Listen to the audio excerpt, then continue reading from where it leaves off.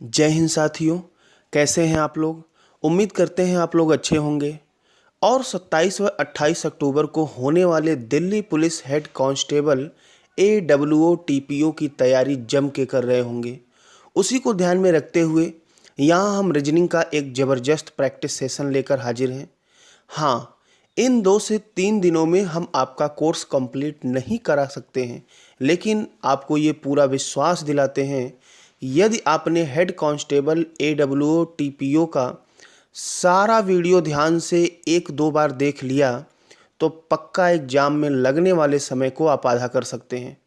और इसके प्लेलिस्ट में जाइए, इसका प्लेलिस्ट हमने बना दिया है और अभी तक 4 वीडियो अपलोड कर दिए हैं।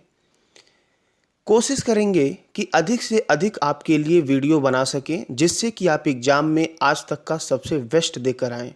और हाँ, यदि आपको लगता है कि हमारे द्वारा बताए गए नियम से आपको हेल्प मिल रहा है तो प्लीज़ सब्सक्राइब करें और अपने सभी दोस्तों के पास वीडियो को शेयर अवश्य करें, जिससे कि सबका भला हो सके। क्योंकि यदि आज आप दूसरों के लिए तालियां बजाएंगे तो कल लोग आपके लिए तालियां बजाएंगे। तो चलिए एक बेहतरीन सेशन की शुरुआत करते हैं ज़बरदस्त तरीके से। यहाँ पर ध्यान से देखिए। सबसे पहले अब यहाँ पर क्वेश्चन नंबर 26 लिखा है, उससे कोई मतलब नहीं है। पहला क्वेश्चन यहाँ पर दिया है, निम्नलिखित शब्दों को सार्थक क्रम में व्यवस्थित कीजिए। अब यहाँ पर सार्थक क्रम में कैसे व्यवस्थित करेंगे, आपको जीएस की जानकारी होनी चाहिए। देखिए, रीजनिंग एक ऐसा टॉपिक होता है जिसमें देखा जाए तो थोड़ा बहुत करके लगभग सारे सब्जेक्ट कवर होते हैं। तो यहाँ पर जो दिया गया है मेढक, बाज, टिड्ढा, सांप, घास, तो ये सब देख के कैसे आप सार्थक क्रम व्यवस्थित करेंगे। तो यदि आपको जीएस की जानकारी है तो आपको समझ में आ जाएगा कि ये क्या है, एक फूड चेन है, भोजन का एक चक्र है, लाइफ साइकिल है, कैसे दुनिया चलती है। तो ध्यान से आइए, उस लाइफ साइकिल को बनाते हैं। सबसे पहले देखिए, जो प्राइमरी, देखिए इसमें 3 प्रकार के होते हैं, प्राथमिक उपभोक्ता, द्वितीयक उपभोक्ता और तृतीयक उपभोक्ता। तो सबसे पहले यहाँ पर दिया है घास, तो सबसे पहले आपका ई हो जाएगा, जो कि प्राथमिक होते हैं। घास को खाता है टिड्ढा, तो ई के बाद आपका सी हो जाएगा। टिड्ढा को खाता है मेढक, तो इसके बाद आपका ए हो जाएगा। मेढक को खाता है सांप, तो इसके बाद डी होगा। और सांप को खाता है बाज, तो इसके बाद बी हो जाएगा। अर्थात जो आपका क्रम ये बनने वाला है फूड चेन का, वो बनेगा ECADB। अर्थात इसका सही आंसर कौन सा हो जाएगा, बी वाला हो जाएगा। क्लियर है। बढ़ते हैं अगले प्रश्न की तरफ। अगला यहाँ पर दिया है, कागज का एक टुकड़ा मुड़ा हुआ है और छेद किया हुआ है, जैसा कि नीचे की आकृतियों में दिखाया गया है। तो यहाँ पर देखिए, यहाँ पर एक आपका पूरा ये सर्कल दिया गया है। पहले इसको एक बार देखिए, एरो जिधर दिया गया है मतलब आधा से इधर फोल्ड किया गया है। दूसरे सर्कल में फिर ऊपर से नीचे फोल्ड किया गया है। अर्थात जितना इसका टोटल जगह था उसका 1/4 हिस्सा यहाँ पर बचा है। क्लियर है। अब ध्यान से सुनिएगा, इसकी हम एक ज़बरदस्त ट्रिक बताने जा रहे हैं। तो बच्चा इसमें उलझता है, ऐसे होगा वैसे होगा। ध्यान से देखिएगा हम क्या बताने वाले हैं। यहाँ पर आपको क्या करना है, सिर्फ और सिर्फ इतना ही करना है कि लास्ट में जो ये फिगर मोड़ कर दिया गया है, ये 1/4 भाग आपको ये दिख रहा है। ठीक। अब जितने भी ऑप्शन में फिगर दिए हैं, इसी स्थान पे आप आ जाइए। अर्थात हर फिगर में 1/4 इसी साइड वाला आप भाग देखना शुरू कर दीजिए। क्लियर है। यदि आप देखना शुरू कर देते हैं तो ध्यान से देखिएगा, यहाँ पर 2 लाइन का प्रयोग किया गया है। तो इसमें तो 3 हो गया, ये कैंसल, ये कैंसल, पहला और चौथा ऑप्शन कैंसल हो गया। ठीक है। अच्छा, यहाँ पर ये दिया गया है, ये कटिंग वाला, ये कोने, तो यहाँ पर भी तो कोने होना चाहिए, जबकि पहले में भी नहीं है। तो आपका सिर्फ और सिर्फ ऑप्शन नंबर सी बचा। इसमें बहुत सारे तरीके होते हैं, लेकिन जिसको लोग हवा बनाते हैं, आप इसको बड़े ही सरलता से, आपको लगेगा कि मतलब क्या इस तरीके से भी लगाया जा सकता है, चीज़ें इतनी आसान होती हैं। देखिए भाई, कुछ कठिन नहीं होता है। वास्तव में यदि आप रीजनिंग पढ़े हैं तो आपके एग्जाम में जो 20 क्वेश्चन आएगा, हमारा मानना है कि पेन टच करने के लिए 1 या 2 क्वेश्चन बहुत हैं। ठीक है। बाकी आप 17 से 18 क्वेश्चन आप क्वेश्चन को देख के लगा दें, क्योंकि क्रांति कलम से नहीं दिमाग से होती है। चलिए बढ़ते हैं। अगला प्रश्न यहाँ पर दिया है, विजय राजेश की बहन है, मतलब एक यह ब्लड रिलेशन का क्वेश्चन है, तो आइए देख लेते हैं। अब यहाँ पर बच्चे देखिए, हम आपको छोटी छोटी जो सिखाते हैं चीज़ें, उसको आप अपने जीवन में, अपने एग्जाम में अप्लाई करें। कोई भी चीज़ें एक दिन से नहीं होती हैं, एक दिन में कुछ भी नहीं आता है, लेकिन एक दिन सब कुछ होता है।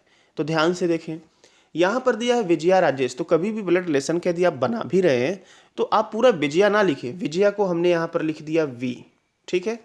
राजेश की बहन है तो इसको हमने राजेश बना दिया, बहन होती हैं तो माइनस लगाते हैं। क्लियर है भाई।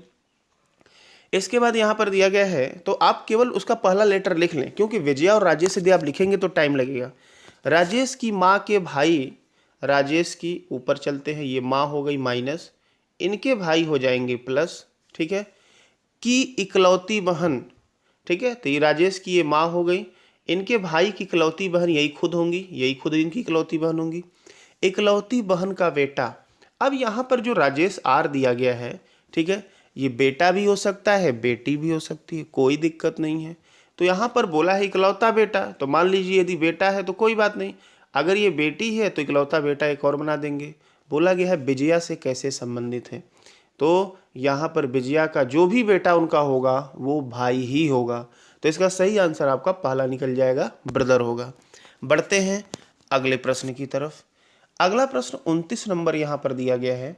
यहाँ पर देखिए एक सीरीज चल रही है, बीच में यहाँ पर गैप किया गया है, तो ध्यान से देखिए, अगर आप प्रैक्टिस किए हैं तो आपको देखते ही समझ में आ जाएगा कि सारे के सारे जो वर्ड है ना, ये किसी न किसी संख्या के वर्ग हैं।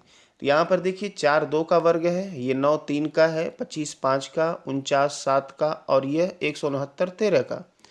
अब आप सोच रहे होंगे कि 2 की गैपिंग हो रही है, ठीक है, 7 के बाद 9 11 नहीं हो रही है, यहाँ पर तो एक ही की गैपिंग हुई है। तो ध्यान दीजिएगा, सबसे अधिक ये पूछा जाता है आपके एग्जाम में। तो यहाँ पर प्राइम नंबर की बात हो रही है, अर्थात अभाज्य संख्या की बात हो रही है। तो देखिए पहले सबसे छोटी अभाज्य संख्या आपकी 2 होती है, 2, फिर 3 अभाज्य संख्या होती है, 9 हो गया, फिर 5 होती है, फिर 7 होती है। अब अभाज्य संख्या 9 नहीं होती, अगली अभाज्य संख्या 11 होती है और अगली 13 होती है। तो यहाँ पर 11 का आपको वर्ग मालूम ही होगा, 121 हो जाएगा, इसका सही आंसर होगा बी। बढ़ते हैं अगले प्रश्न की तरफ। अगला यहाँ पर दिया गया है, देखिए पूरा एक निश्चित कूट भाषा में लिखा गया है, तो आप कोई बात नहीं, लिखा गया है तो उसको छोड़िए।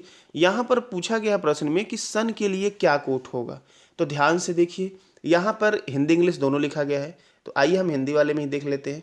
3 दिया गया है, 3 लाइन दिया गया है और तीनों का कोड लिखा गया है।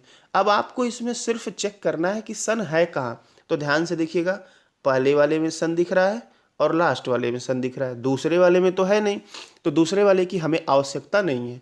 अच्छा, पहले और तीसरे में क्या क्या कॉमन है, हम जरा ये देख लेते हैं। तो पहले और तीसरे में हम देखें तो कॉमन क्या है, सिर्फ और सिर्फ आपको कॉमन सन दिख रहा है। क्या कॉमन दिख रहा है भाई, सन दिख रहा है। तो इसमें अगर कॉमन सन केवल दिख रहा है तो इसमें जो कोड दिया गया इसका ऐसा कोई कोड होगा जो यहाँ भी कॉमन होगा। तो यहाँ पर आप ध्यान से देखें, केवल एक ही कोड दिख रहा है जो कि ओपी है, कॉमन है। मात्र पहले और तीसरे को देखेंगे तो बड़े आसानी से इसका आंसर दे सकते हैं। इसका सही आंसर हो जाएगा ओपी पहला। बढ़ते हैं अगले प्रश्न की तरफ। अगला दिया है, यहाँ पर दिया गया है विकल्प का चयन करना है, तो ध्यान से देखें। अब कोई बच्चा सोचे कि इसकी कोई बेहतरीन ट्रिक बता दीजिए जिससे कि ये गलत ना हो, तो ऐसा कोई ट्रिक नहीं होता है। हाँ, यदि आपने प्रैक्टिस किया है, हमारे नियमों को फॉलो किया है, तो आप इसको कम से कम समय में डील करेंगे। तो ध्यान से देखिए, 42 है, 20 दिया है, तो यहाँ पर क्या हो रहा है, तो देखिए 42 दिया गया है, तो यहाँ पर करना क्या है, दोनों का वर्ग करके जोड़ा गया है, अर्थात 4 का वर्ग 2 का वर्ग, दोनों को जोड़ देंगे। 4 का वर्ग 16 होता है, 2 का वर्ग 4 होता है, तो 16 4 20 हो गया। क्लियर है। अब ऐसा नहीं कि अगर हमको ऐसा मिल गया तो तुरंत हम दूसरे का आंसर देंगे, नहीं, अभी हम लास्ट वाला भी चेक करेंगे। तो लास्ट वाला देखिए, फिर से यहाँ पर दिया है 8 है और 7 है, तो 8 का वर्ग होगा और प्लस 7 का वर्ग होगा। 8 का वर्ग कितना होता है, 36, 7 का वर्ग होता है, सॉरी 8 का वर्ग 36 नहीं होता है, 64 होता है, और 7 का वर्ग 49 होता है। तो इन दोनों को जोड़ेंगे तो आंसर आपको मिलेगा 113। अगला 68 दिया गया है, इसको भी कर लेते हैं। तो 6 का वर्ग आपका 36 होगा, 8 का वर्ग 64 होता है, दोनों को जोड़ेंगे तो 100 मिलेगा। अर्थात इसका सही आंसर क्या होने वाला है, डी। बढ़ते हैं अगले प्रश्न की तरफ। यहाँ पर एक पासा डाइस दिया है, 5 के विपरीत पूछा गया है कि 5 के विपरीत कौन सी स्थितियाँ होंगी। तो ध्यान से देखिए, यहाँ पर यदि आप ध्यान से देखें, आपको कुछ भी नहीं मालूम है तो अब देखिए 5 सभी तीनों डाइस में दिया गया है, तो इसके लिए आपको किसी नियम को जानने की आवश्यकता ही नहीं है। आपको ये जानने की आवश्यकता ही नहीं है कि एक सतह कॉमन है कि 2 सतह कॉमन है।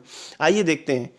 पहले बात, कुछ पॉइंट आप नोट करिए कि एक पासे की एक बार में सिर्फ और सिर्फ 3 सतह दिखाई देती है। जैसा कि यहाँ पर दिख रहा है 3 सतह, इसको ऊपर वाला सतह, इसको बायां वाला, इसको दायां वाला। एक पासे की एक बार में 3 सतह दिखाई देती हैं। Point number second, very important, दिखने वाले तीनों सतह में से कोई भी 2 सतह कभी भी एक दूसरे के विपरीत नहीं हो सकता। बात समझ में आ रही है? अरे भाई, यहाँ पर 3 सतह दिखाई दे रही, तीनों तो अगल बगल में है, अगल बगल वाले तो कभी विपरीत होते नहीं हैं। तो इसीलिए अब ध्यान से सुनिएगा, जो जो नंबर 5 के अगल बगल में होगा वो कभी 5 के विपरीत नहीं होगा। तो हमको बिना नियम जाने यहाँ पर हम ऑप्शन से इसको एलिमिनेट कर सकते हैं। तो देखिए कैसे करते हैं। आइए, पहले वाले फिगर में 5 दिया है, 5 के विपरीत 3 और 6 है।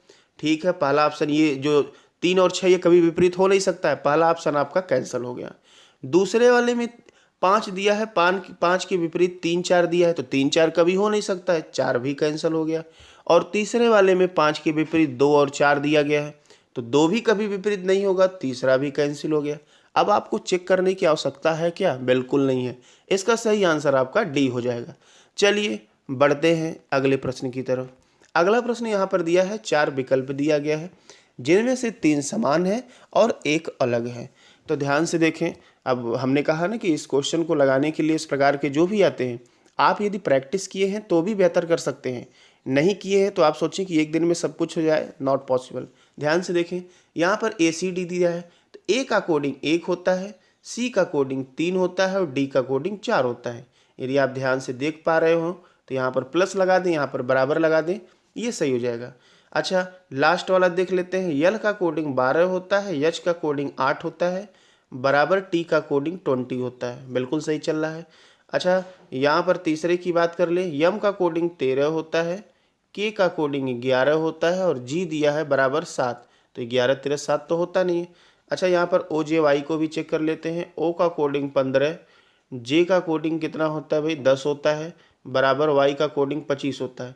मतलब पहले दोनों लेटर के कोडिंग का योग तीसरा लेटर है और तीसरे वाले ऑप्शन में ऐसा नहीं मिल रहा है, तो सही आंसर इसका हो जाएगा तीसरा। बढ़ते हैं अगले प्रश्न की तरफ। अब यहाँ पर 8 छात्र दिए गए हैं, पंक्ति में दक्षिण के सम्मुख बैठे हैं, समान क्रम में। आवश्यक नहीं है कि ये इसी क्रम में है, ध्यान से इसको देखिएगा। सिटिंग अरेंजमेंट में यदि कोई बच्चा बायां और दायां समझ गया तो उसके लिए क्वेश्चन लगाना बड़ा ही आसान हो जाएगा। कई बार बच्चे जल्दीबाजी के चक्कर में दायां बायां भूल जाते हैं। अब यहाँ पर देखिए, दक्षिण की तरफ मुख करके बैठने के लिए बोला गया है, लेकिन जल्दीबाजी में लोग उत्तर की तरफ बैठा के आंसर लगा देते हैं। तो बी काशियस, बी केयरफुल, बड़े ही सावधानी से आप प्रश्न का आंसर देंगे। तो ध्यान से देखिए, एक पॉइंट और हम आपको लगाते हैं ऐसे प्रश्न को लगाने के लिए।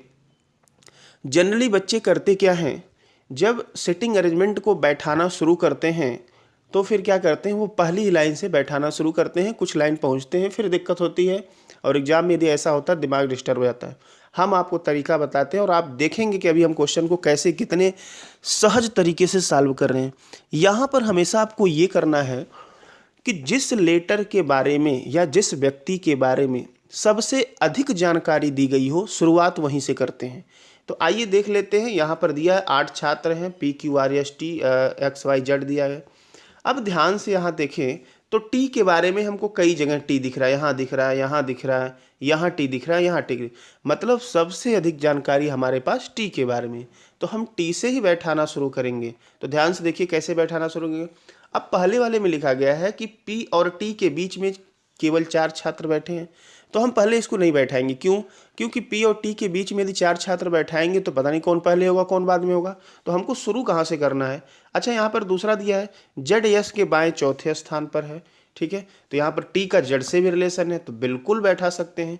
जेड यस के बाएं चौथे स्थान पर है, तो यहाँ पर हमने बनाया यस, और जेड यस के बाएं चौथे स्थान पर है, तो बिल्कुल सावधानी से ध्यान दीजिएगा, मुख दक्षिण की तरफ है तो इसका बायां हमारा जो आप सीधे देख रहे हैं उसका दायां होगा, उल्टा हो जाएगा।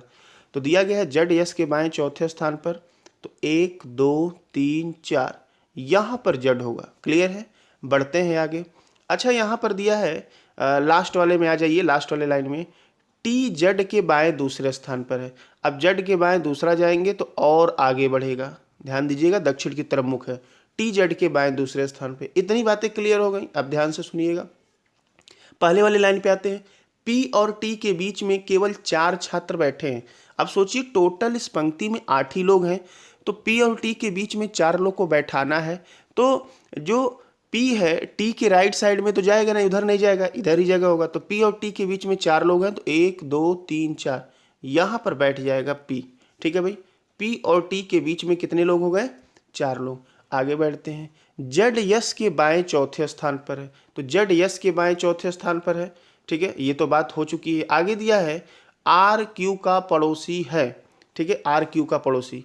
अब देखिए बनाए गए इस व्यवस्था में 7 लोग बैठ चुके हैं। अब हमको एक लोग को बैठाना है, चाहे हम इस साइड में बैठाएं चाहे इस साइड में बैठाएं। यहाँ पर दिया है आर क्यू का पड़ोसी है, तो आर क्यू का यदि पड़ोसी है तो हमको लगातार 2 जगह चाहिए ही चाहिए, तभी पड़ोसी होगा। हमको सिर्फ एक ही जगह दिख रहा है, तो यहाँ पर हम आर लिख दिए, यहाँ क्यू लिख दिए। लेकिन कोई ज़रूरी नहीं है कि आर क्यू ऐसे ही हो, पहले क्यू हो सकता है फिर आर हो सकता है, कोई बात नहीं, हम अभी आगे देख लेते हैं। फिर दिया गया है पी टी के दाईं ओर बैठा है और टी, अच्छा लास्ट में दिया है टी एक्स का पड़ोसी नहीं है। यदि टी एक्स का पड़ोसी नहीं है तो हमको अब एक और जो एक्स्ट्रा बनाना है, यक्स आपको इस साइड में बनाना पड़ेगा।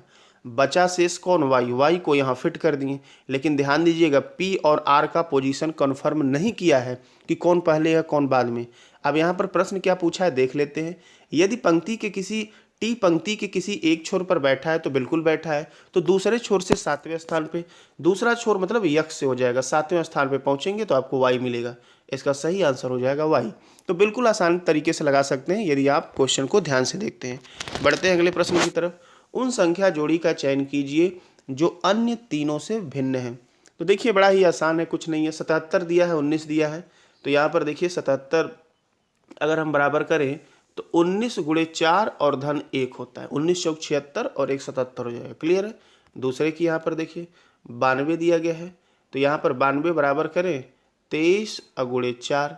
ठीक है, 23 चौक को कितना होता है? 92 होता है। ठीक है, यहाँ पर तो +1 नहीं कर रहा है। अच्छा अगला देख लेते हैं। 125 दिया है, सॉरी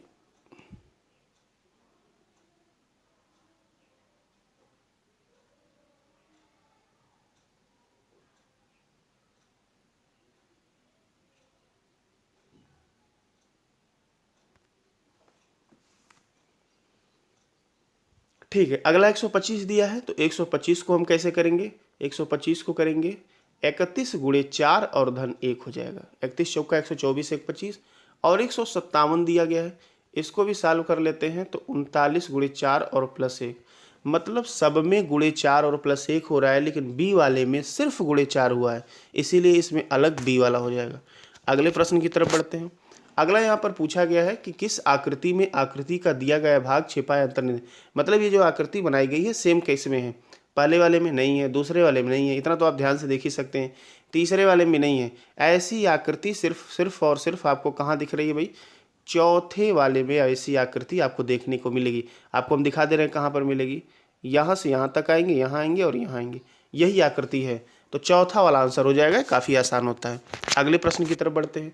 एक आदमी उत्तर की ओर 18 मीटर चलता है, फिर अपने दाएं मुड़ता है। अब यहाँ पर बच्चे क्या करते हैं? रफ सीट लेकर उसमें उत्तर बनाते हैं 18 मीटर, फिर दक्षिण बनाते हैं। आइए आज हम आपको ऐसा इसका ट्रिक बता रहे हैं जो आज तक आपको कोई नहीं बताया होगा। बिना कुछ बनाए आप सेकेंडों में इसका आंसर देंगे, और जब कुछ क्वेश्चन की प्रैक्टिस कर लेंगे ना तो आप खाली देख कर इसका आंसर दे सकते हैं। ध्यान से सुनिएगा यहाँ पर हम क्या बताने जा रहे हैं। यहाँ पर देखिए 4 दिशाएं तो सबको मालूम होती है, ये नॉर्थ है, ये साउथ है, ये ईस्ट है, ये वेस्ट है। और आप लोग यदि दिल्ली पुलिस हेड कांस्टेबल का एग्जाम देने जा रहे हैं तो आप इंग्लिश भी आता है और आपको इतना नॉर्थ साउथ तो मालूम ही होगा, हिंदी में बताने की आवश्यकता नहीं है। ठीक है, आगे बढ़ते हैं। अब ध्यान से देखिएगा इसका क्रम कैसे चलता है। तो ऊपर नॉर्थ लिखा गया है, नॉर्थ के दाएं बढ़ेंगे तो ईस्ट मिलेगा, मिलेगा ना भाई। ईस्ट के दाएं साउथ मिलेगा, साउथ के दाएं वेस्ट मिलेगा। अगर आपको ये सीरीज दायां और बायां वाला मालूम है तो आप क्वेश्चन को चुटकियों में उड़ाएंगे। NESW, इसको हम पुनः लिख लेते हैं। तो देखिए इसका क्रम होता है NESW। अब ध्यान से देखिएगा हम क्वेश्चन को डील कैसे करते हैं। मात्र इतना आप लिख लीजिए फटाक से, क्वेश्चन आपको लग जाएगा, आपको डायग्राम बनाने की आवश्यकता ही नहीं है। यहाँ पर दिया उत्तर की ओर 18 मीटर कोई आदमी जाता है तो n उत्तर लिखा गया है, 18 मीटर लीजिए। फिर अपने दाएं, तो n के दाएं E है, मुड़ता है और 9 मीटर चलता है तो इसके नीचे आप 9 लिखिए, ठीक है। फिर दोबारा दाएं मुड़ता है और 27 मीटर चलता है, पुनः इसके दाएं 27 लिखेंगे। और फिर अपने दाएं मुड़ता है और 9 मीटर चलता है, फिर यहाँ पर दाएं कर दी। दायां कहेगा तो आगे जाएंगे और बायां कहेगा तो पीछे जाएंगे। ध्यान से सुनिए, नॉर्थ का अपोजिट साउथ होता है और ईस्ट का अपोजिट वेस्ट होता है। अब इसका आंसर हम देते कैसे हैं, ध्यान से देखिए। जो नॉर्थ साउथ है वो कैंसिल हो जाएगा, मतलब नॉर्थ साउथ में जो बड़ा होगा उसमें से छोटा वाला माइनस कर देंगे। और जो ईस्ट वेस्ट है वो भी कैंसिल होगा, जो बड़ा होगा छोटा माइनस कर देंगे। अब यहाँ पर देखिए ईस्ट और वेस्ट में 9 और 9 तो कैंसिल, कुछ नहीं बचा। और नॉर्थ साउथ में देखिए 27 और 18, 18 27 में से 18 घटाएंगे 9, लेकिन 9 लिखेंगे कहाँ, जो नंबर बड़ा होगा उसी के नीचे 9 लिखेंगे। तो 9 किसके नीचे है, साउथ के नीचे है। तो इसका सही आंसर हो जाएगा 9 मीटर साउथ। तो इसको बड़े ही आसानी से लगा सकते हैं। चलिए बढ़ते हैं आगे। अगला प्रश्न यहाँ पर दिया है कि यदि टूर को निश्चित भाषा में ये लिखा जा रहा है, क्लियर को ये लिखा जा रहा है, स्पेयर को लिखा जा रहा है, तो स्कल्पचर को उसी कूट भाषा में क्या लिखा जाएगा, ठीक है। तो ध्यान से देखिए, स्कल्पचर पूछा गया है। अब यहाँ पर स्कल्पचर नहीं, इसका 5वां अंक पूछा गया। तो 5वां अंक क्या है इसका, तीसरा चौथा पाँचवा। इस स्कल्पचर में 5वां जो अंक है क्या होगा, ये 5वां तो P है। अब P की कोडिंग आपको देखनी है, तो ध्यान से देखिए। पहले वाले में टूर में P है, नहीं है, ठीक है। आगे बढ़ लेते हैं। देखिए यहाँ स्पेयर में P है और क्लियर में देख लीजिए क्या है, P नहीं है, ठीक है। दूसरे और तीसरे को हम कंपेरिजन करते हैं। दूसरे में EAR है और इसमें भी ARE, मतलब सेम है। तो मतलब 3 कोडिंग सेम होना चाहिए। तो क्या आपको सेम मिल रहा है, 784, ये लास्ट वाले 3 जो है सेम मिल रहे हैं। अब यस P का कोडिंग 90 है, ठीक है। यस और P का कोडिंग 90 दिया है, तो दोनों में से किसी का 9 होगा, किसी का 0 होगा। तो आपको पहले वाले चेक करने की ज़रूरत ही नहीं। हम आपको बार बार कहते हैं कि 60% क्वेश्चन पे दिमाग रहे और 40% ऑप्शन में रहे। अब यहाँ पर यस और P का कोडिंग या तो 9 होगा या तो 0 होगा। आइए ऑप्शन देख लेते हैं। 9 कहीं दिया ही नहीं गया है, तो इसका सही आंसर आपका D हो जाएगा, 0। चलिए बढ़ते हैं अगले प्रश्न की तरफ। अगला प्रश्न दिया गया है वर्णानुक्रम में क्रमबद्ध करना है और कौन सा लास्ट वाला होगा। तो कुछ नहीं होता इसमें। देखिए A के बाद B है, B के बाद C है, C है, C है और C है। तो A के बाद B वाला तो खत्म हो गया। अच्छा यहाँ पर C के बाद T है, C के बाद U, फिर से यहाँ C के बाद C है तीसरे वाले में, तो ये भी कैंसिल हो गया।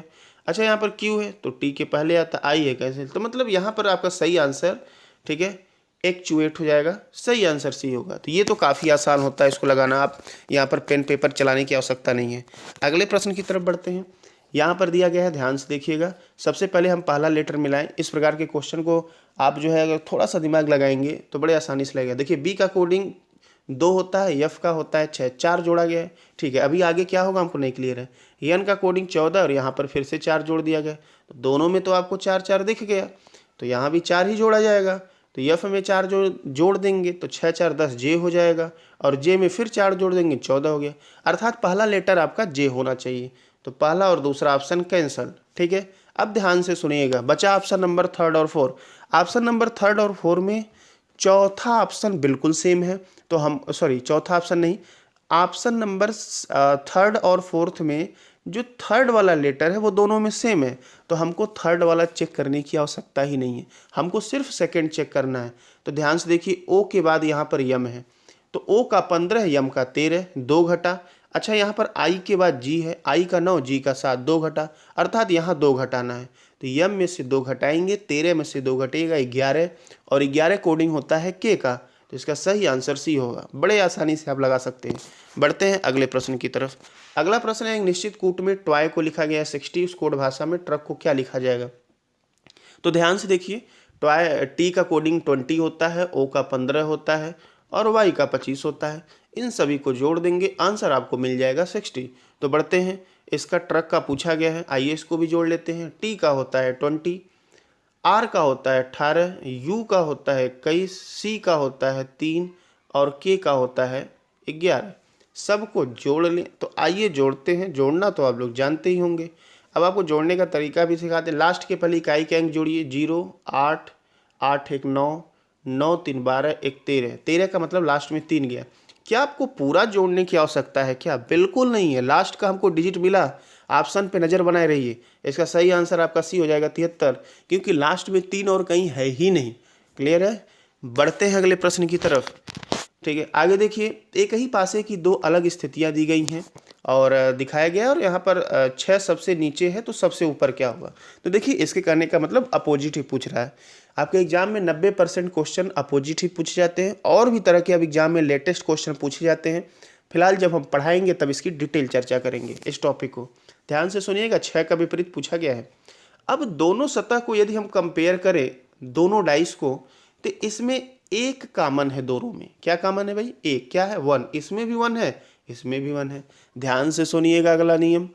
यदि किसी भी दो पासे में एक सतह कॉमन है, एक सतह के अंक या अक्षर कॉमन है, और वह दोनों सतह समान है, अर्थात देखिए ये भी बायां है ये भी बायां है, तो शेष सारे सतह एक दूसरे के विपरीत होते हैं। अर्थात ऊपर वाला ऊपर के विपरीत होगा, दायां वाला दायां के विपरीत होगा। यहाँ पर 6 का विपरीत पूछा गया है, तो सही आंसर आपका पहला हो जाएगा 3। बढ़ते हैं अगले प्रश्न की तरफ। यहाँ पर पहले से दूसरा संबंधित है, तो यहाँ पर दिया है तीसरे से चौथा कैसे संबंधित होगा, आपको ये आंसर देना है। तो ध्यान से देखिए। हमने कहा ना कि यदि आप प्रैक्टिस किए हैं तो तुरंत दिमाग लगाइए। तो यहाँ पर आइए देख लेते हैं क्या हो रहा है। पहले हम इसको एक बार लिख लेते हैं। ये दिया है FON और T, और यहाँ पर इसका लिखा गया है EOPS। ठीक है, थोड़ा सा इसको नीचे लिखते हैं। FONT और यहाँ पर लिखा गया है EOP और यहाँ पर S। ठीक है भाई। अब यहाँ पर ध्यान से देखिए। इसमें यदि हम देखें तो क्या परिवर्तन हो रहा है, तो देखिए F के बाद ये E लिखा गया है, अर्थात इसमें -1 हो रहा है। ठीक है, T के बाद S है, यहाँ भी -1 हो रहा है।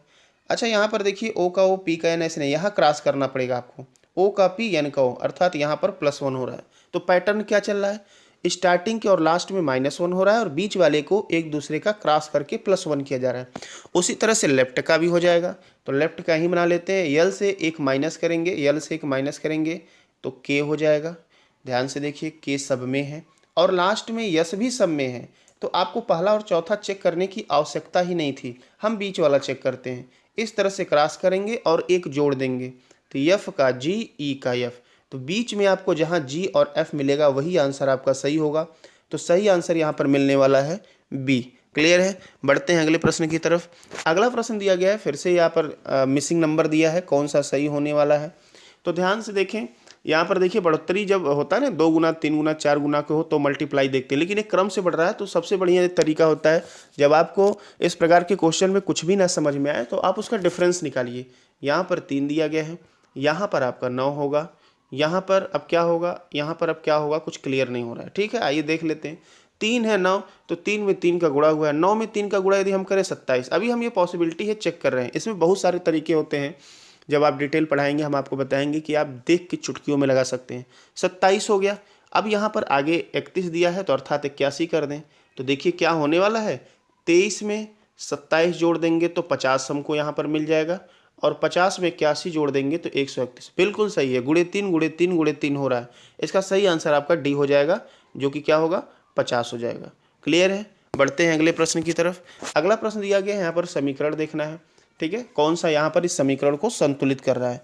तो ध्यान से देखिएगा, यहाँ पर सबसे पहले कभी भी ऐसा समीकरण दिया जाए तो हम आपको बार बार कहते हैं कि भाग वालों को फोकस करना है। अब देखिए, शुरू में बी वाले ऑप्शन में शुरू में भाग दिया है, तो 7 में 4 यहाँ भाग लगाएंगे तो भाग जाएगा क्या? नहीं, यहाँ पर दशमलव में वैल्यू नहीं आता है। तो आपका जो सी वाला ऑप्शन है, सॉरी बी वाला ऑप्शन, ये तो ऑलरेडी कैंसिल हो गया। क्लियर है? अच्छा, और देखिए कहाँ भाग दिया है, डी वाले में जो आपका दिया गया है, इसमें देखिए भाग दूसरे नंबर पे दिया है, तो 25 से यहाँ पर हमको भाग देना। आप सोचिए 25 की जगह पे यदि हम भाग बना दें तो 7 4 कुछ होगा प्लस माइनस, तो ये तो 25 से डिवाइड नहीं होने वाला है। तो अर्थात आपका डी वाला भी ऑप्शन कैंसिल और दूसरी जगह पे ए वाले में भी ऑप्शन दिया है कैंसिल। अब पक्का आपको हम गारंटी बताते हैं कि आंसर तीसरे से ही आएगा। आइए प्रूव करके दिखा देते हैं। 7 दिया है, तीसरे वाले में लिखेंगे गुणे 4 करेंगे, ब्रैकेट बंद कर देते हैं। फिर दिया है प्लस, प्लस करेंगे, 25 करेंगे, भाग करेंगे, 25 के बाद भाग करेंगे 5। अब इसको सॉल्व करने पे इक्वल टू 33 आना चाहिए। तो देख लीजिए यहाँ पर 5 हो गया, 25 में 5 का भाग देंगे, प्लस 7 चौक 28 हो गया, 28 5 आंसर 33 होता है। तो सही आंसर आपका हो जाएगा सी वाला। तो यदि आप ट्रिक का प्रयोग करते हैं तो बड़े आसानी से इन सभी क्वेश्चन को चुटकियों में सॉल्व कर सकते हैं। अगले प्रश्न की बात करते हैं। स्माइल को हार्न लिखा गया है, तो एंगर को ये लिखा गया है, तो रिप्लाई को क्या लिखा जाएगा।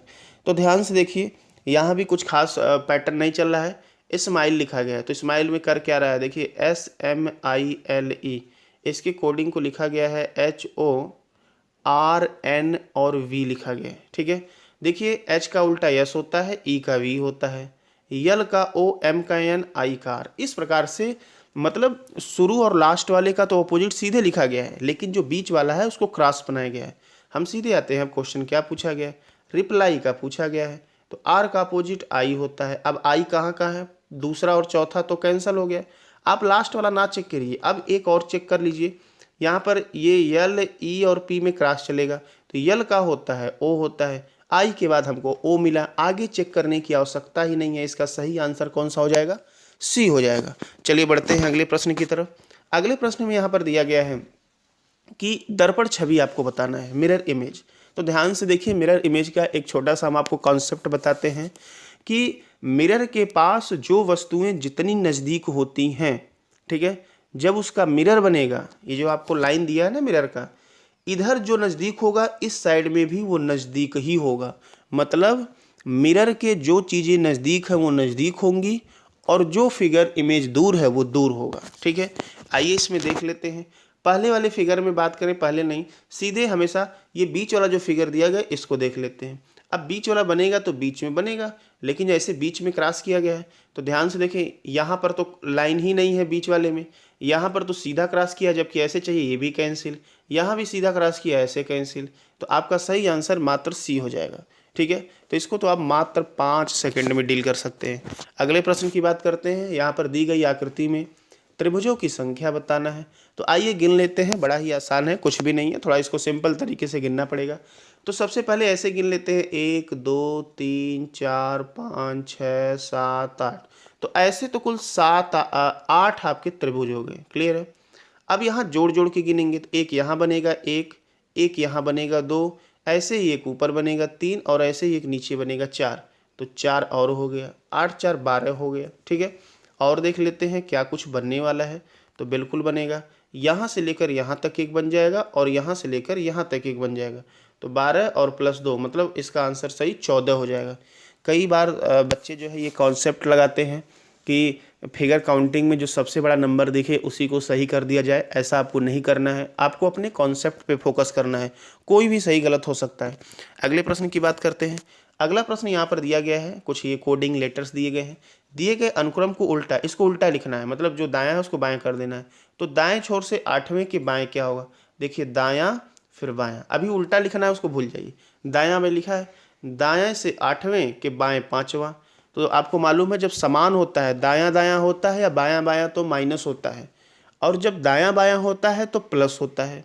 ठीक है, उसका अलग अलग कंडीशन होता है। तो यहाँ पर देखिए दायां और बायां हो गया, तो इसको हमको प्लस करना है 13। ठीक है, लेकिन ये 13 दाएं से होगा कि बाएं, हमेशा पहला वाला लेते हैं। तो दाएं से 13 हो गया, दाएं से 13वां लेटर हमको बताना है, लेकिन जब ये क्रम उल्टा कर देंगे तब तो दायां भी तो बायां होगा, आपको बाएं से 13वां बताना है। तो आइए गिन लेते हैं, 3 3 6 3 9 3 12 13, 13 पे आपको सी मिलेगा। इसका सही आंसर आपका सी हो जाएगा। तो बड़े आसान तरीके से डील कर सकते हैं। अगले प्रश्न की बात करते हैं। यहाँ पर प्रतिस्थापित किया गया है, आपको इसका सही आंसर देना है। तो ध्यान से देखें, पहले इसमें अगर हम देखने की चेष्टा करें तो आइए देख लेते हैं। हम इस वाले जो स्क्वायर दिया है इसको चेक कर लेते हैं। ठीक है, स्क्वायर देखिए यहाँ पर है, अगले वाले में भी यहीं पर है। क्लियर है, फिर एक कदम ये जो है बाएं की तरफ ऊपर गया, फिर अगले वाले में ऊपर है, फिर तो एक कदम ऊपर जाएगा, मतलब यहाँ पर स्क्वायर बनना चाहिए। अब ऊपर स्क्वायर कहाँ पर है, सिर्फ बी वाले में है, और सारा ऐसे ही गलत हो जाएगा। तो इसका सही ऑप्शन हो जाएगा बी हो जाएगा। क्लियर है। तो ये थे आपके रीजनिंग के टॉप मोस्ट क्वेश्चंस ज़बरदस्त तरीके से। जो भी लोग इस वीडियो को देख रहे हैं उनसे निवेदन है कि यदि आप चाहते हैं कि ऐसे और ज़बरदस्त सेशन लाया जाए एग्ज़ाम के लिए तो कमेंट अवश्य करें। जल्द ही मिलते हैं अगले वीडियो में, तब तक के लिए धन्यवाद।